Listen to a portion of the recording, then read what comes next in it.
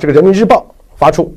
说动态清零可持续，而且必须坚持下去，是吧？所以这个之前我们跟大家说这个动态清零20大以后绝对不会减缓并且会长期的坚持下去。说白了，一个信号放出来的时候，普通人说白了看不明白，根本看不明白。早就我们说这个动态清零这是一个路线，这是一个国策，动态清零是个国策。中共动态清零表面实际上是给社会植入全中国人再次植入一个重要的认知，消灭一个人，包括3方面的消灭：第一，肉体消灭；第二，生物信息的消灭；第三，就是你的心理层面的彻底的屈服。这3方面同时在上，最终是达到你心理上的彻底屈服。只要还有人在心理上没有屈服，他就会一直持续下去，一代一代的，一代一代，最终是整个就是心理的屈服变成一种常态的时候，他统治起来就很简单。什么叫做国家心理安全？作为作为中共这些统治阶层，他们考虑的是国家心理安全。所以你个体，你只是看外行而已。我们跟他们，我是看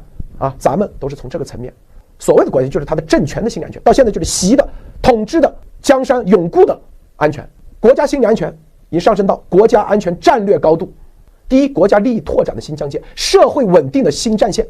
国家安全建设的新支柱。首先第一，我只想告诉大家，这样一件事不是简简单单对你个体的清，也不是一个社区的所谓的大家不能出去封，而是在对他来说就是一个重要的社会稳定，就是他的政权的稳定，就是他的座位的稳定。这都是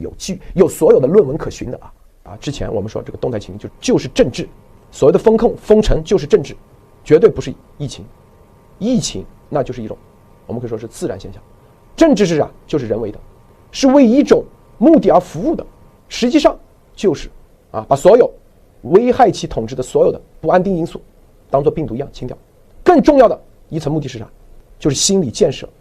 上升为国家战略，看到没有？就是让社会的全民的形成一个重要的认知，植入到你的意识里头，是吧？就像我们的手机就已经形成了一种意识，获取自由信息的意识，它这个是奴化的意识，这就是一种全民的心理建设，意识的植入。